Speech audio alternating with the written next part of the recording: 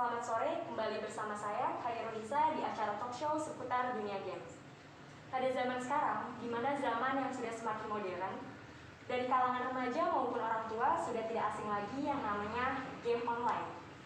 Nah, pada kesempatan kali ini, saya akan mengundang seorang bintang tamu yang sangat spesial yang bernama Anita Deswara, seorang remaja yang masih muda yang sangat gemar bermain game online. Oleh karena itu, kita panggil aja langsung Anita Deswara. Hai,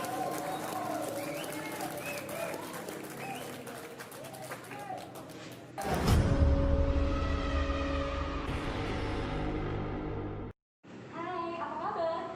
Sehat. Namanya siapa ya? Nama gue Anita Deswara Madani. Oh, asalnya dari mana kalau boleh tahu? Gue asalnya dari Bali, tapi karena bokap pindah kerja ke Depok, jadi gue ikut sama bokap. Oh, pindah ke Depok ya. Ini masih pelajar atau sudah kuliah? Masih kuliah Kuliahnya di mana ya kalau boleh tahu? di Bina Sarana Informatika. Oh, BSI ya. Basic aja. Jurusannya apa ya? Gue ngambil ilmu komunikasi. Oh, jurusan dengan hobinya berbeda loh pemirsa. Baru kali ini kan ngelihat orang yang jago pro gitu dalam main games, ternyata jurusannya tanpa disangka-sangka anak ilkom gitu. Kalau boleh tahu nih ya, agar kayak pemirsa pasti pada penasaran biar mereka pada tahu lagi bagaimana awal mulanya bermain game gitu. Kok bisa gitu suka bermain game? Jadi tuh pas gue masih SD, kayak lagi zamannya banget PC gitu kan. Jadi gue kalau pulang sekolah sama temen gue tuh langsung ke warnet. Oh iya, bayarnya per jam ya? Iya, per jam 3.000 sih waktu masa gue. Tapi sekarang nggak tahu deh. Oh, jadi awal mulanya tuh karena sering bermain game di warnet kan? Iya. Setelah itu keterusan kan?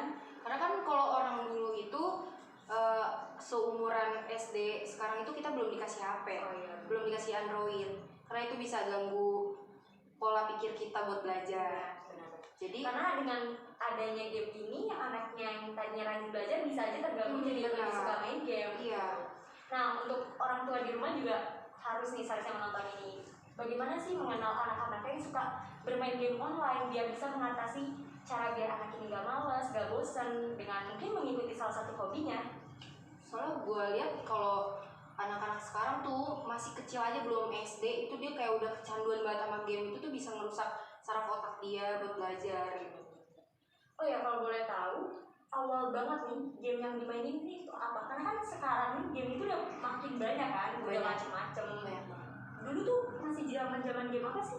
Jadi pas gue mulai game itu dari SD, Iya. nah itu kan lagi zamannya gue ke warnet, gue tuh main game PC namanya EB. Oh, Point blank ya.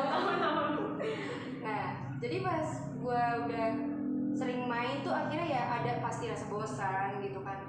Jadi gue pas pertama kali dikasih HP Android itu, jadi gue ikutin, enggak main game dulu, gue masih ke warnet main sama temen gue.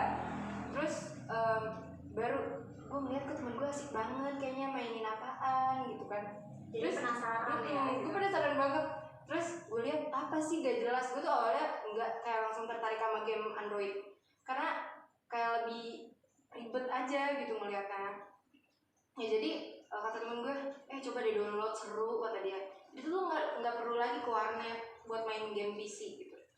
Gue belajar, gue dikasih tahu, tapi tuh susah. Jadi tuh main game nggak segampang yang lu lihat. Lu kayak ngeliat, ih main game apa sih gitu-gitu doang. Enggak, itu susah banget. Ada caranya, lu harus gimana gitu. Wah, makin seru nih pemirsa perbincangannya. Pasti pemirsa di rumah pada penasaran kan apa nih obrolan yang bakal kita lanjutkan. Oleh karena itu, kita akan lanjut lagi setelah iklan berikut.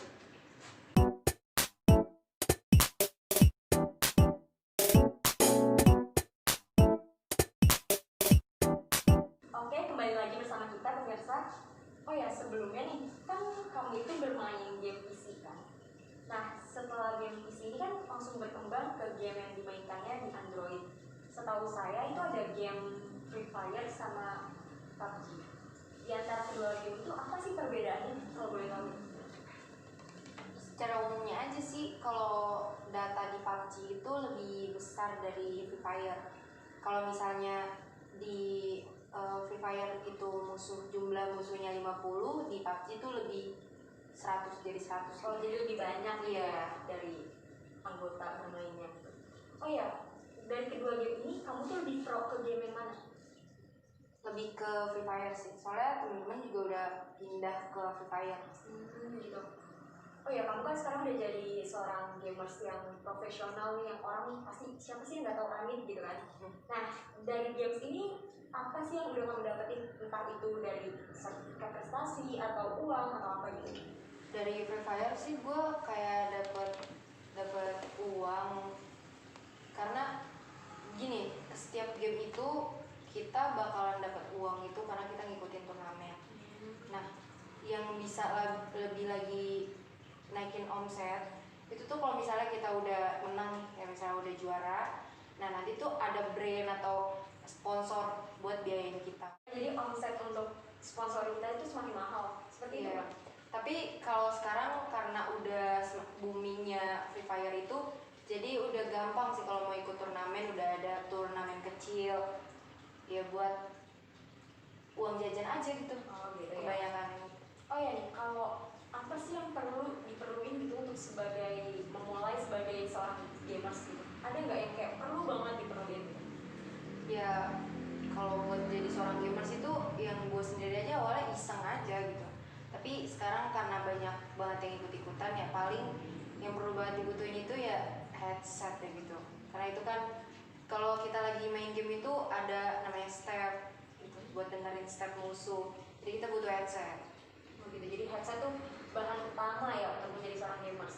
Dan jangan lupa juga kayak jaga kesehatan, karena kan buat jadi gamers pro itu kita harus kayak latihan terus, skill kita harus biasa. Itu butuh waktu kayak begadang terus, jangan lupa minum vitamin sama makannya jangan lupa gitu, harus rutin. Oh jadi jam terbang untuk bermainnya itu udah gila-gilaan ya? Gila-gilaan sih kalau sekarang. Oh ya, bagaimana sih caranya agar kayak bisa terus stay dan berkembang di posisi sebagai gamers profesional tuh gimana? Kan pasti bahkan udah banyak nih pendatang baru yang lebih gitu kan. Bagaimana nih caranya? Jangan pernah meremehkan skill lawan. Kayak jangan mentang-mentang lu udah juara nih, lu nggak boleh langsung mandang musuh baru ya lah gampang, jangan begitu.